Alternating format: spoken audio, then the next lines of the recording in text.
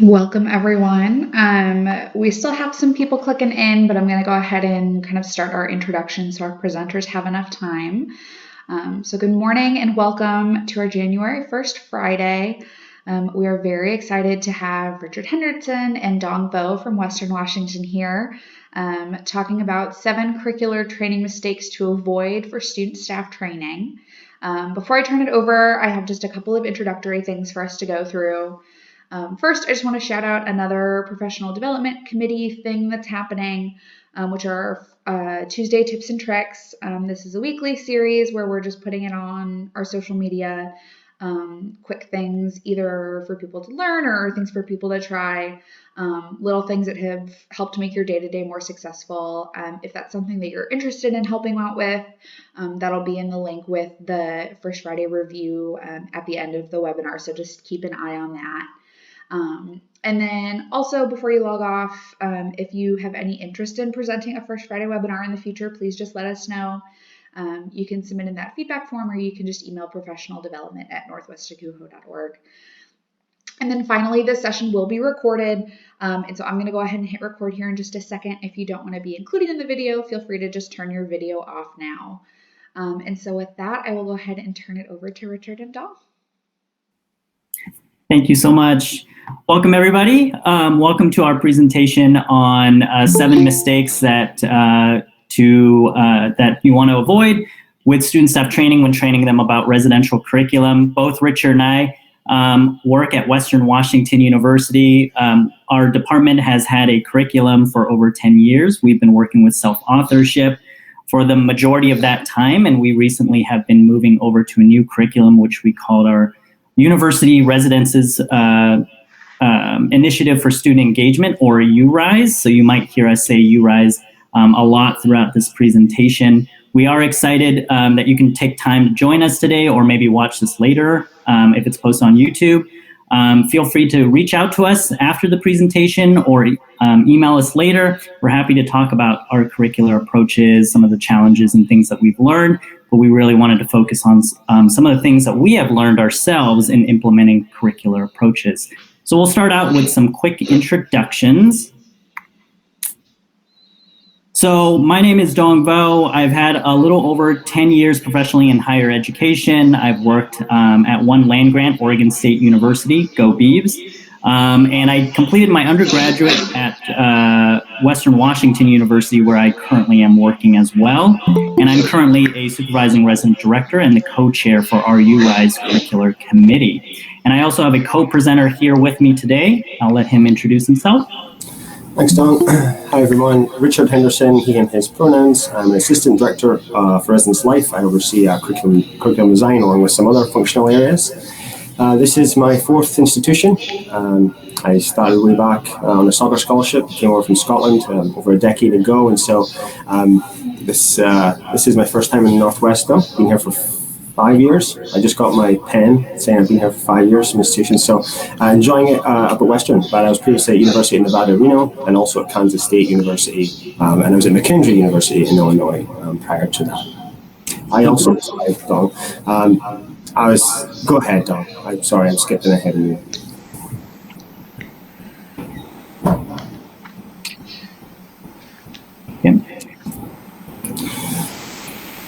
Sorry, me, Dong, and I have been practicing all morning. I remember. So, a couple of things we want to do today. We don't want to try and boil the ocean. Dong and I just got back from the Institute of the Curricular Approach, where we were talking a little bit about this. So, we've got a little bit of our curriculum experience. Dong has seen curriculum through as an undergrad and also as a professional. I've dealt with it through grad school and also through my kind of positional elevations up to assistant director.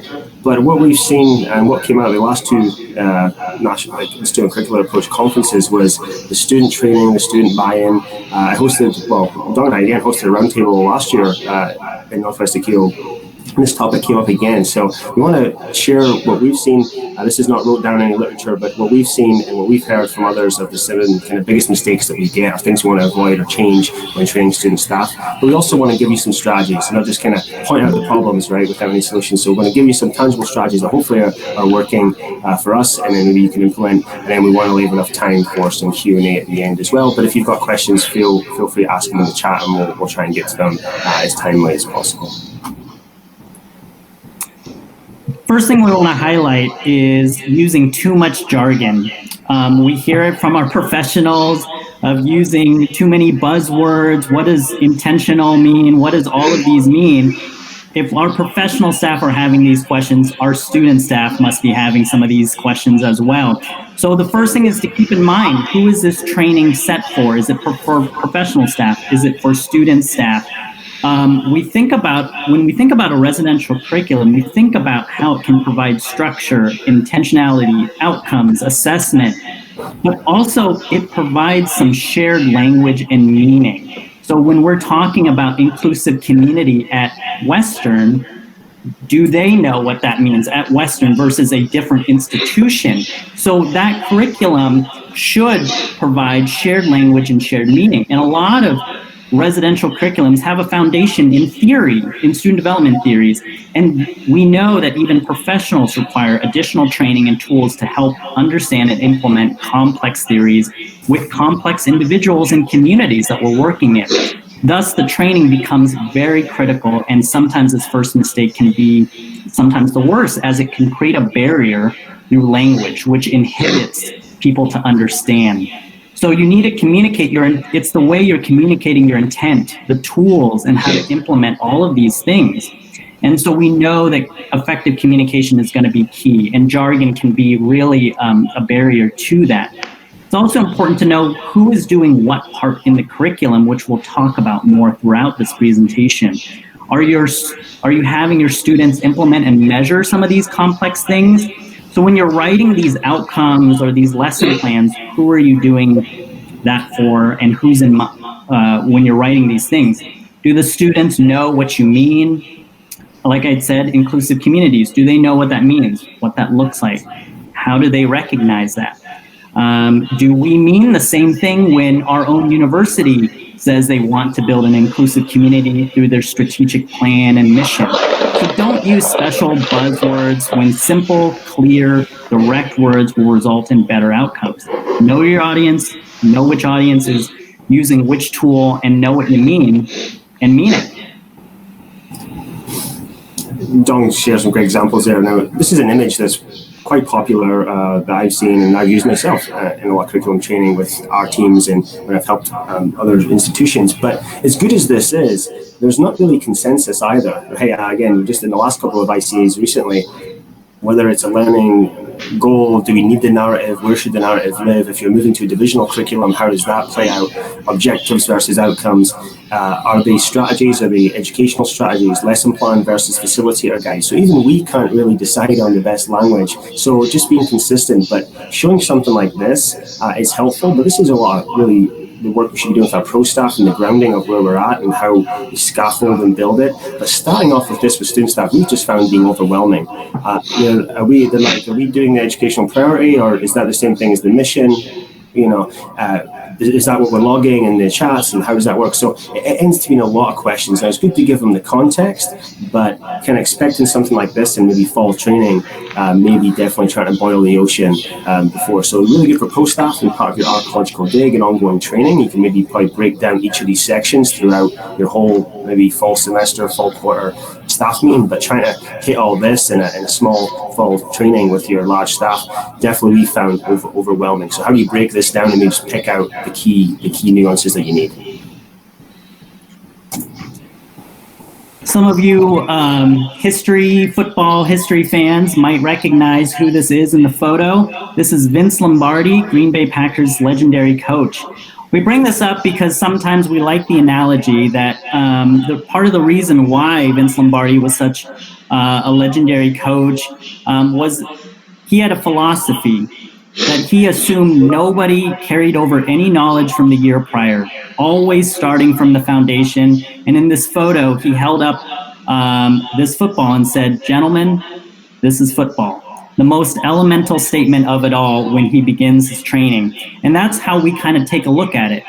He reviewed all of the basic plays and opened the playbook to start from page 1 and help his team learn how to block and tackle each and every year. And that's how we want to approach that training with our student staff too, not assuming that they remember or carry over things, but starting back from the basics for every single person so that we know that everybody's on the same page.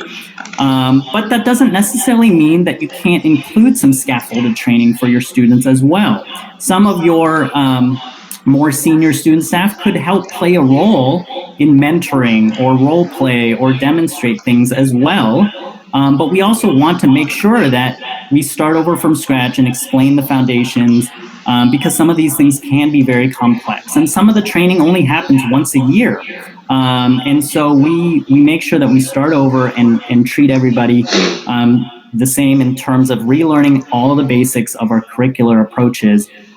Point being is it can be hard for professional staff, so we have to make sure it's digestible for all of our students and not lose sight of our fundamental outlook.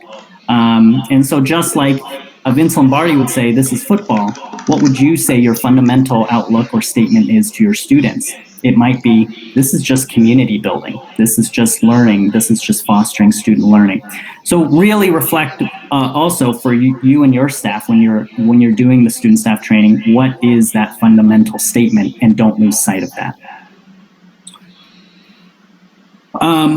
If you've attended the ICA conference or looked into research about curricular approaches, you may have already stumbled upon these 10 essential elements of a curricular approach.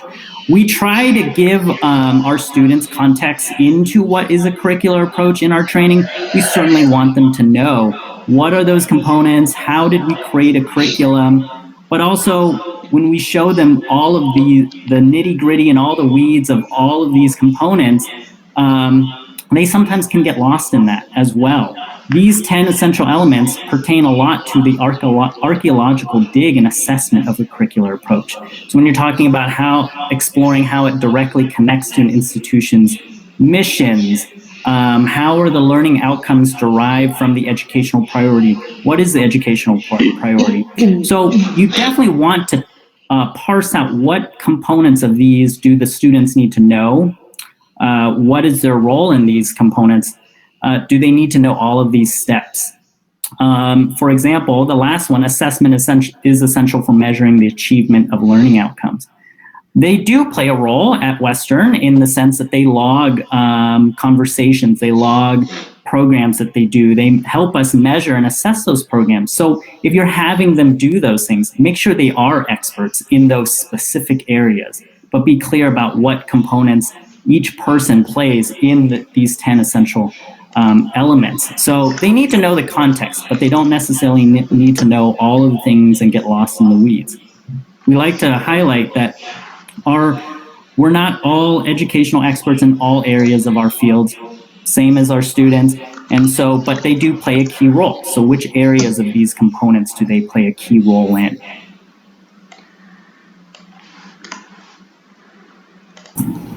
Thanks, Don. And so a couple of strategies. And it might sound simple, but the use of words that they know and familiar with it. And the example is I had a relatively new staff member kind of ask me, and they said, this is going to sound like a silly question, but what is ICs? And I said, okay, what do you think they are? So ICs is what our staff call intentional conversations. So but they'd been used to in the training of seeing, is it one-on-ones and at that? And so I kept hearing this, but I didn't know what that meant. I didn't want to ask in case they missed something. So I was like, we could just call it that, right? Go to the Gemba, go to the place. If that's what they're calling it, that's great. That's the room. Do you want to get lost in floor meeting versus floor gathering, social gathering? So all the lesson plans, and is it lesson plan versus facilitator guide? That seemed to be the big debate this past year. So it's good to be clear and know what you are, but know what the students are calling it. And if there is intent and purpose of calling something different, then know what that is and make that clear. Second one, use of regular recall of information. So a lot of this is in our training. So most people default to a 1-hour training. And what we're wanting to look at there is based on some neuroscience of learning, they're using the 20-minute rule. So we do 20 minutes of content, 20 minutes of them recalling the information to us in some way, either through small group or through presenting or through some sort of kind of quiz or reflection and journaling, and then 20 minutes of assessing. And it doesn't have to be them reciting learning outcomes, but maybe how they're putting that into practice, or it could be in the form of give us what you learned. So we kind of break up that 20-minute rule, and from that, definitely seeing positive results for our student staff training survey and our results of them recalling information, but knowing that we have all the information on our Canvas blackboard that they can go back to and see. So again, we don't have to boil the ocean in this 1 minute training. And the last one, need to know versus want to know. A lot of staff want to know the context. As a professional staff as well, want to know everything in this quick kind of fall training. Well, the training should also be sequential and scaffolded, just like the curriculum for them. So we have, our year at a glance where every staff meeting, every one-on-one has a clear lesson plan with objectives and training tools that they're going to get all through the year. If there's things that we typically only do in spring, maybe we don't need to talk about it right now, or we can just give a little bit of context. But everyone wants to know everything. Everybody wants to do a good job, right? So it's up to you as the professionals there to know what do they need to know right now to be ready, just in time, as opposed to just in case. Now, in terms of us, just for example, when we focused on our training, we kind of boiled it down. What do they need to know? Theory and framework is big on us. Again, we transitioned to a partnership with Dr. Tarayasu in Community Cultural Wealth about 2 years ago. So that's big, and that really does guide our work. So that was huge. Our educational priority, we changed it. We went to URI, so we wanted to make sure people knew exactly what that was, why is that the priority, and showed them why. And then the last slide, strategies. Everybody wants to know, that's all great, but what do I do? How do I meet the expectations of my job? Well, here's the strategies that you're going to utilize, and here's the expectations around that. And here's where you have a little bit of flexibility. So those were the 3 focused areas. Other things came up through questions, but we said we have to hit all 3 of those through that training, then we'll be successful, and then we'll parse out throughout the year. So having some key elements of your training is really helpful.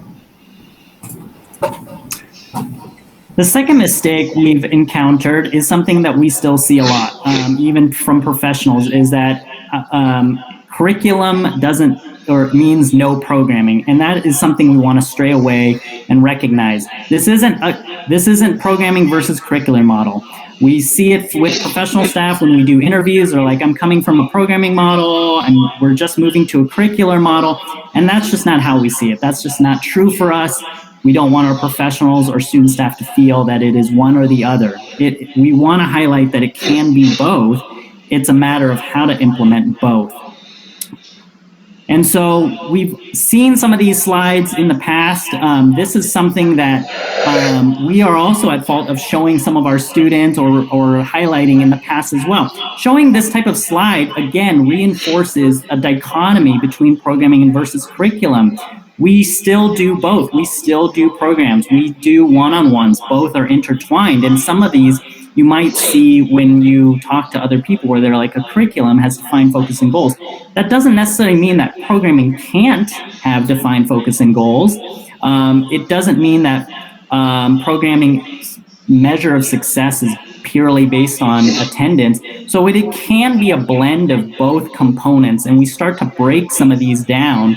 So we want to be clear in saying that our approach is that curriculum is not the absence of programming, it's just who does it, and that it's not the sole delivery of educational content. So we're trying to understand what all fits under trying to obtain or reach an outcome. We find that often programming in itself is too often a vague word. So avoid using the word program because it can be too broad. What do you mean by program? What kind of program? Be specific. Is it a single event? Is it a campaign? A series of things? Is it a social media post? Is it a recruitment? What is it that you mean when you say programming? Because if you can't provide that for your students as well, they'll fill in the gap, and they may just fill in, right, I'll do a social program online, virtually. We don't know. And so helping to provide more specific language and expectations about programming will help tie that more closely to your curriculum as well. We see programming as a tool. It's one of the educational strategies to reach outcomes in a curriculum. Another program might be your conduct hearing. It can also be your training. It could be a number of things. It's a matter of figuring out which programs fit where and what type of programming you're talking about. And we want to make sure that RAs aren't always feeling responsible for the ones implementing these educational programs, as they are not always experts as well. And so we want to make sure that people understand it isn't programming versus curriculum. We also have a lot of times talked in our training about the 5 fallacies of programming. For example, I'll start at the bottom. High programming frequency and high program attendance equals success. We know that's not always the case. Having 100 people show up to a program might be one type of success, but did you meet your outcomes? Did you meet your goals? Likewise, you might say, sometimes students might say, like, yeah, it was a great program. I had 5 people show up for this alcohol education program. Well, can you honestly say that a program educating people on these safe substance use or something really met the outcome of only 5 people out of an entire community attended? So we want to highlight some of these fallacies of programming, such as attendance equaling success, or programming is the most effective means of delivering education. It is one type, and what type of programming are you talking about? Because you can also deliver content in one-on-ones, in our conduct hearings, in all kinds of other components of trying to reach those outcomes for your community. Programming should be based on student interest. It should definitely be informed by their interests, but also they may not know what they don't know. And so that's part of the curriculum, is trying to design a roadmap or a guide for them as well of what do you want your students to take away during their time living in a residence hall, for example. Residence education is best designed by RAs and AAs or students, or even you could even take it as far as professional staff. We're not experts in all areas. We want to bring in knowledge. There is a lot of knowledge on our campus, a lot of experts on our campus, and we want to make sure that we're working well with and collaborating with. The top one, programming is educational, and what we mean by that is that programming is not educational by default. You want to know what the program is trying to intend to do and measure those outcomes. Is it just trying to build a community? Is it just trying to provide a social gathering? Or is it trying to reach some other educational components? And so we want to highlight some of those things that can be, that you can get lost in or commonly misunderstand programming, especially for our students as well. So just because they do a program does not necessarily result in meeting the outcomes of a curriculum. So some of the strategies that we highlight for our student staff too is make sure to highlight great programs and ensure they stay and improve. We have a lot of great programs year after year from our different student staff. It can be hard to pinpoint a great program or explain what makes a program great or how it hit the outcomes. And so it's important to make sure you highlight those great ones when a student does demonstrate or provide an example of what is a great program for meeting some of your curriculum outcomes. So I try to identify what makes them great, try to recreate that magic, and help other student staff see why those things were great. Secondly, help tell staff that they'll be assisted with programming through working with campus partners. Again, that they are not the experts necessarily, so we tell them that part of that programming doesn't solely fall on them.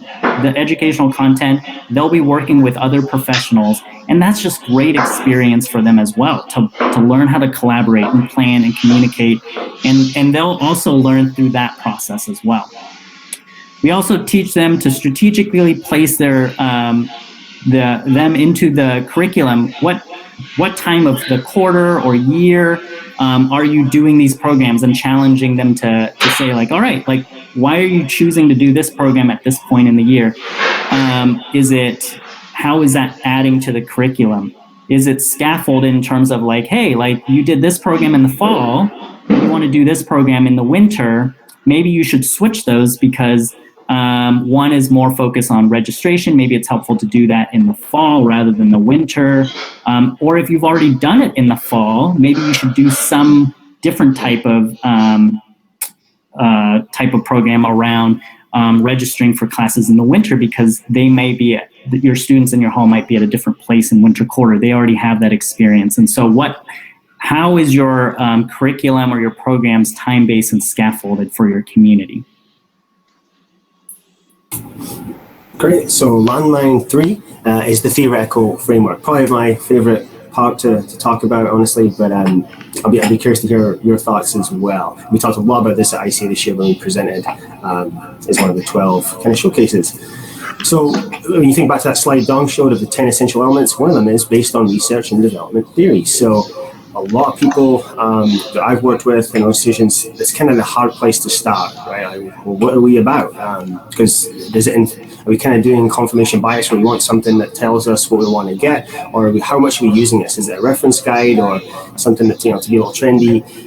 I think a lot of people give this the least amount of time because it is difficult work.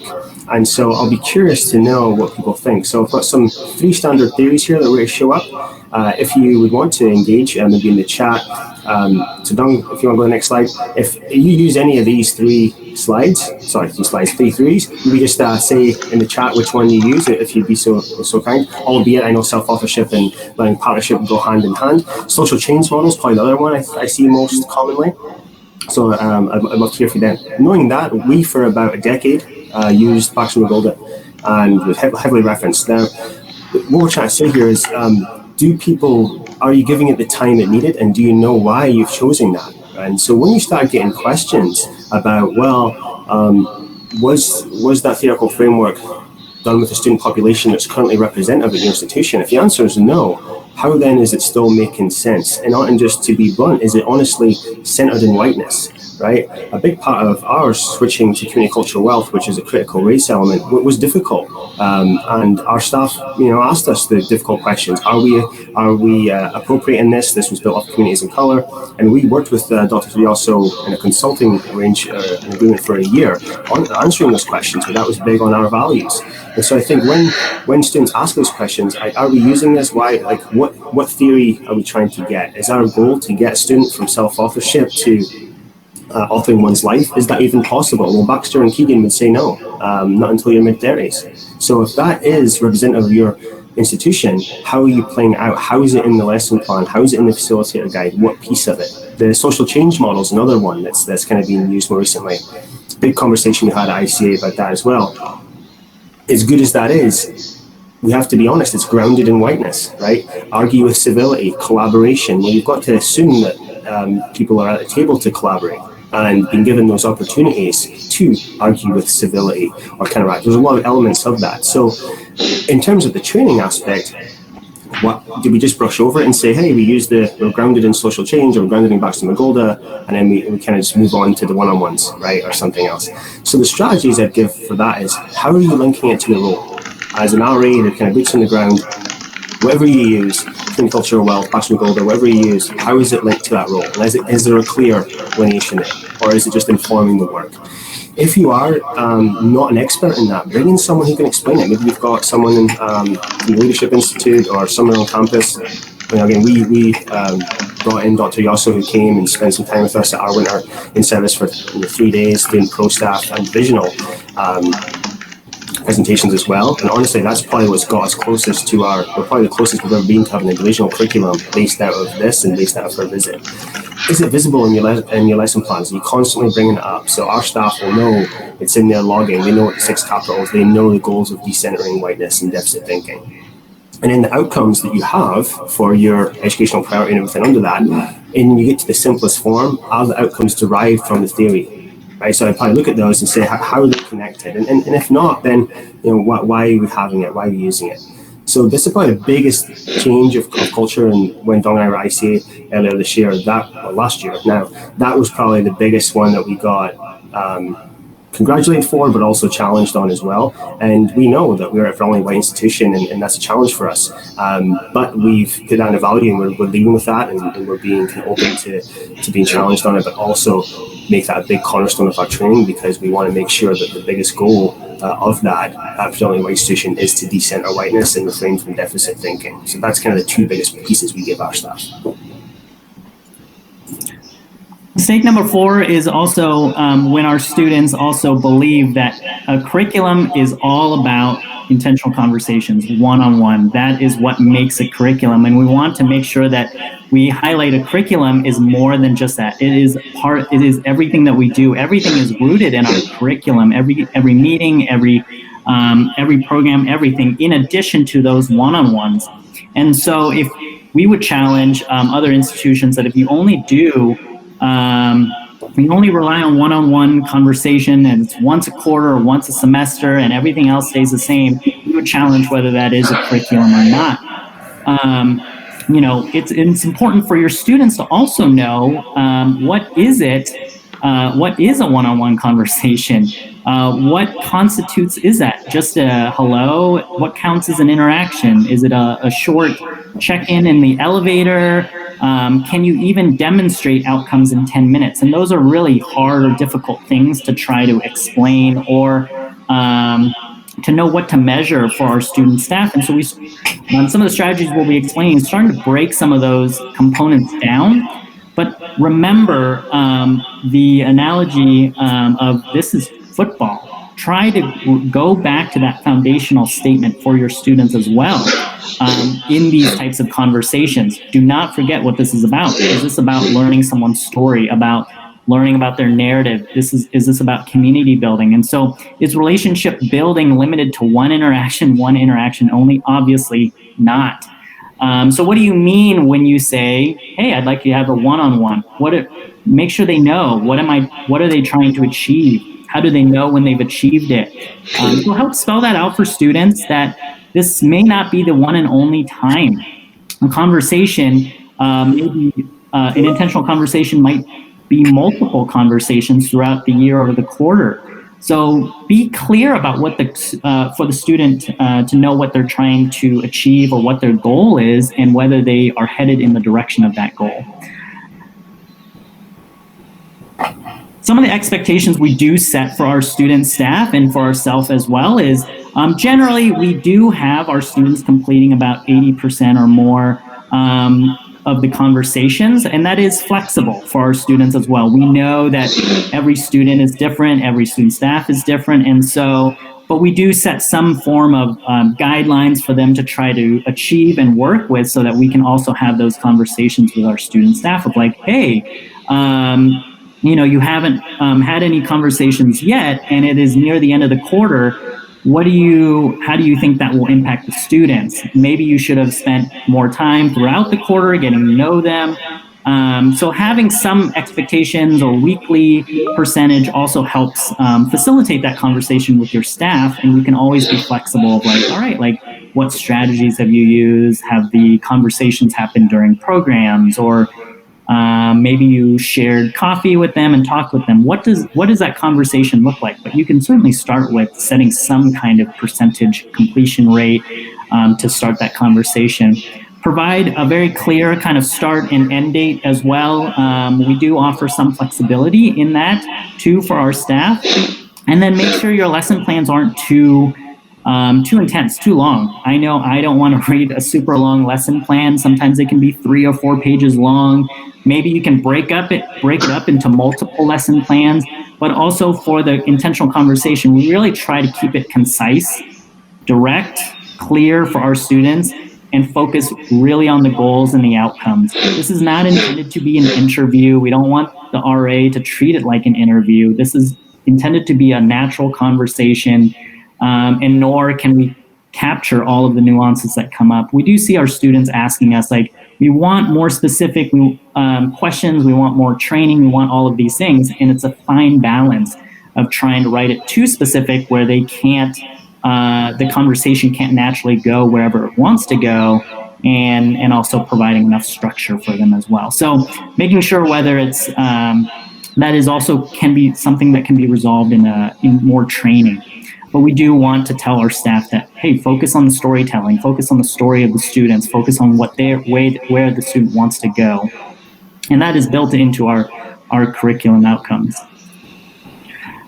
Some of the strategies we use for our student staff and we try to encourage them to practice on is, again, focusing on those storytelling techniques. First, learn about the student, learn about them.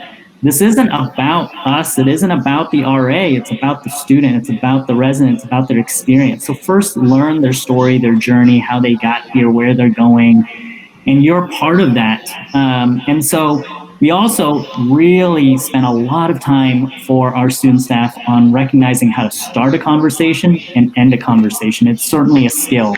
We see our student staff. Sometimes they have 30-minute conversations. Sometimes they have 1 hour conversation, 2 hour conversations. Giving them the tools on how to end a conversation is critical, because sometimes our RAs might get lost and think that they can't get out of the conversation, or the student's saying something really important. So giving them the language, the tools of like, hey, this was great, can we follow up later, and not feeling guilty about that. Or sometimes our RAs feel like they can't get out of a conversation to go eat dinner or something. We're like, no, that's a priority. You need to be able to know and learn how to just say, hey, I can't talk with you right now. Can I follow up with you tomorrow or something? I have to go to dinner. So we really want to emphasize that and give our student staff the tools for that. We do a lot of role plays and mock conversations. We tie that into our interview process. We do that in our in-service every quarter. We have lesson plans for our weekly staff meetings to work with our student staff to practice with each other and practice with professional staff as well. We also want to highlight that for our RAs to be really aware that they have a lot of power and influence over the residents. This particularly ties to our assessment process as well. They log learning outcomes in the conversations that they have sometimes with their students. And so whose lens are they logging the information through? Is this what they're perceiving the students' needs are, or their interests, or is this what the RA is saying, like, oh, the student can get more involved in the community? What does that mean? And how is the RA influencing the student to do that? Or are they just asking open-ended questions to try to unpack that rather than try to influence the residents' learning? Thanks, Tom. And then so last week here, this one's a quick one, but I think it's important. We talk about following on that one-on-one, but we'll talk about the market. The market's changing. In our market, like students, generational differences, or students today are different than they were last year. So typically asking, is it a market problem or a marketing problem? Particularly, I'd be curious to hear what everyone's been like moving remote. But part of the reason is staff have to be prepared. We've seen it over and over again. I've seen it through typically the success of the building in terms of in-touch conversations, even events, usually is reliant on what professional supervisor is in the building. And I've seen it where a peer of ours, who was an RD when I was, they always had, we had a whole council competition. They always managed to be the most successful there. And then they moved from a typically high engaged community to a low engaged community, and then they won again. So we talked about, they just put it as a priority, and they knew how to get the words out. They knew how to motivate the staff and make that applicable. So if you think about, you've trained the staff, you've told them, hey, you're having these conversations, and you're on call, and you've got to do these programs, and you've got to help and do these other things. How do they get that message across? Now, another big point of contention is, are these conversations mandatory? How many hours do I devote to them? Can it be a lunch? Can it be kind of a walk and talk? Can it be you both go for a jog? Those kind of things. Well, maybe, but then also, is the outcomes being met when we do that? Sign up strategies. Are your student staff just putting kind of a poster on the door and students have to come and sign up and go from there? Is there an expectation, like Dong said, that you're getting 80% or not? We kind of had a mandatory thing for our staff where it was 80%, or there'd be performance, kind of corrective performance. Went away from that, and the numbers haven't dropped. In fall, we typically operate about 90% completion, and now with our professional staff being more engaged, I think we'll be higher. And so looking at that, a couple of things you want to do with your language is how are we doing that? And a short story I'll show you in this next slide here. I remember I had an RA log this conversation, and I said, oh, congrats, great stuff, because I knew you were wanting that. You've been trying to connect with that student and you weren't able to do it. So what changed? They went, I just ran into the elevator when they were in there, and then when the door shut, I got it. And I was like, I don't think that's where that's supposed to be. And so, what kind of conversation was that? Great that you got to connect, but also you probably freaked the resident out, right? So elevator pitches, not elevator conversations. How are you saying something like, hey, as an RA, it's my role, it's my passion to get to know everyone on the floor a little bit more. I just want to connect with you a little bit and see, how you're doing. Is there a time that works? Can now a good time is later on? So it sounds basic, but we don't give them the tools to do that. We sometimes have too high-level conversations made about the educational priority and the purpose and the context, and we make it this really big, scary thing where ultimately we're hiring people just to talk, tell stories, and then, of course, extrapolate kind of data from there. But important to get them to know how they want us to do that. And so the last part of this short-win strategy is, have you got some sign-up tools that make sense? Is it just that one piece of paper?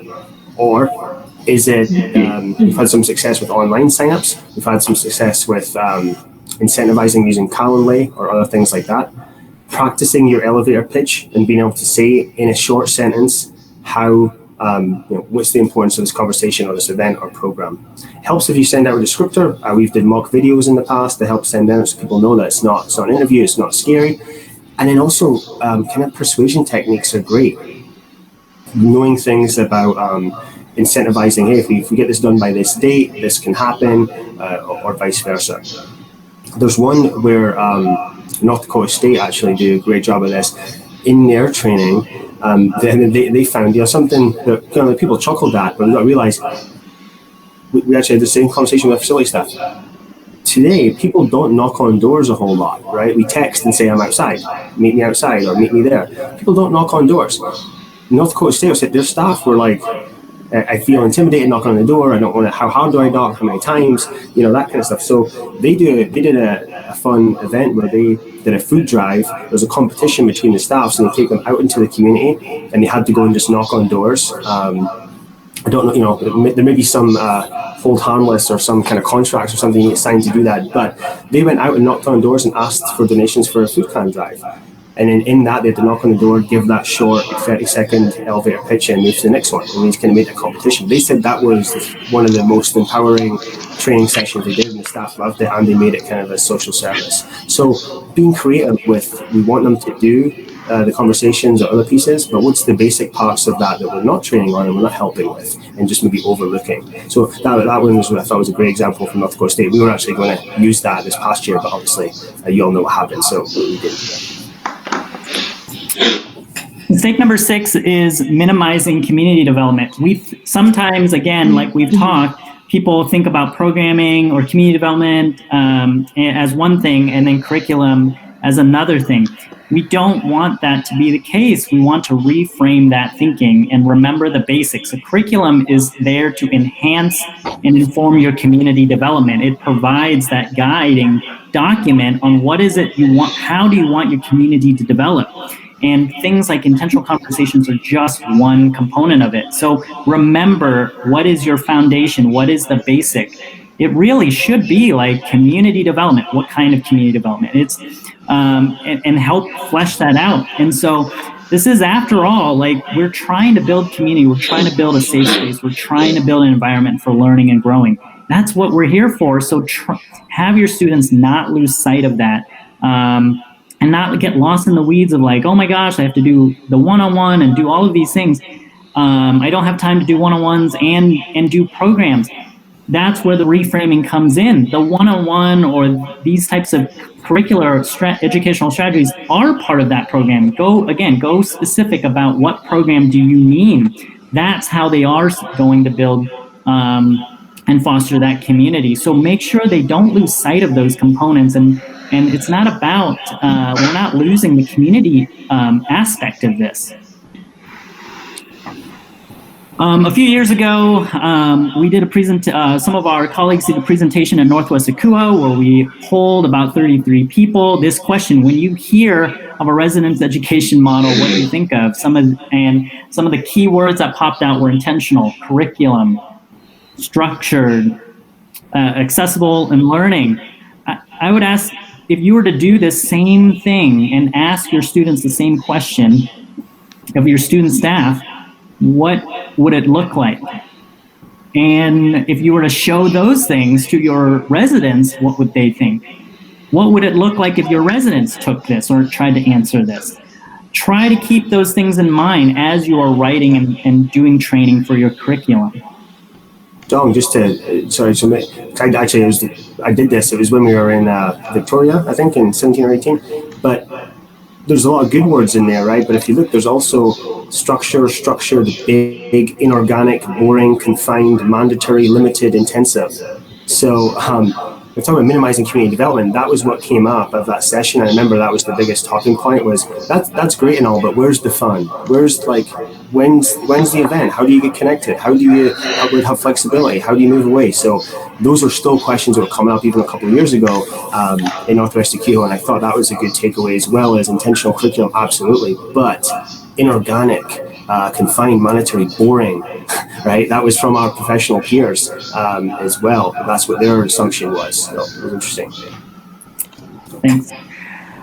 We tell our RAs very basically, as a part of community building and you fostering that community, you got to know their names before you even have those conversations. Don't forget those basic things.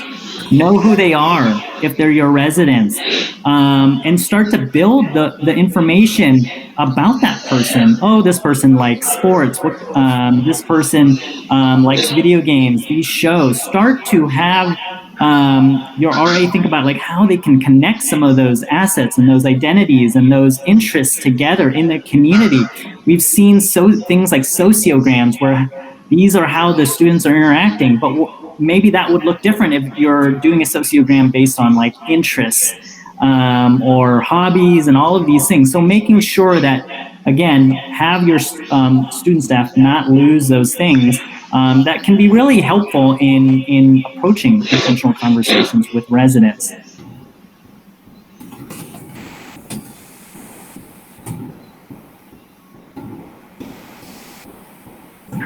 I made that joke about, where's the fun? That was a question that came up in our training a couple of times.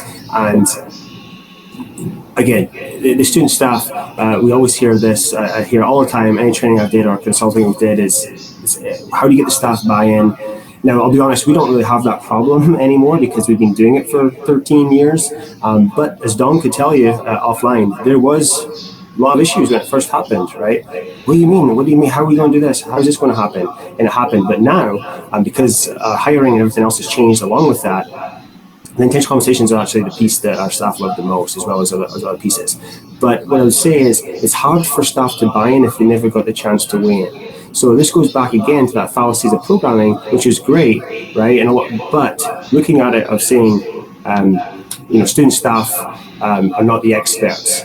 No, but they have some vital feedback, and they actually have a lot of learning that occurs. We talk about learning environments, right?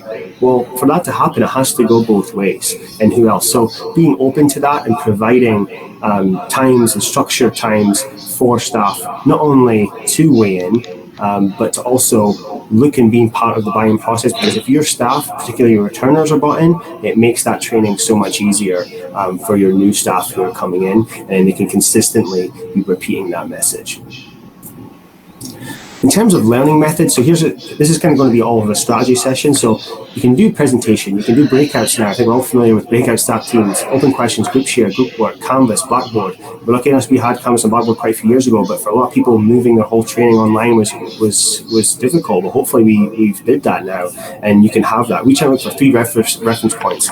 There's the Canvas, where we have everything we can reference. There's in-person, and then there's constant supervisor, year at a glance type things happening, staff meeting and things like that. We'll give you some examples here of all of them. So an open question to start with is, what is the original curriculum and why do we use it? Now, if you do one of those jam boards or something else, you get fantastic results from your student staff.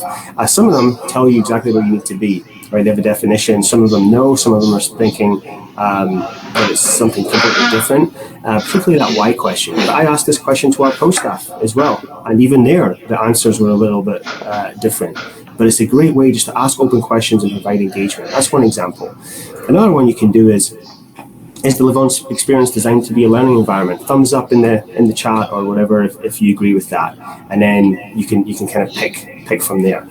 If you have been to curricular conferences recently, there's a big talk of learning environments, right?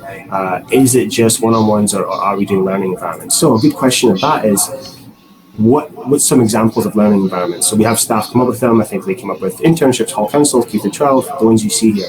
Now that's great. So here's examples of learning environments. We all agree that we learn in these environments. Great. So what about them? What's a key performance indicator that we see?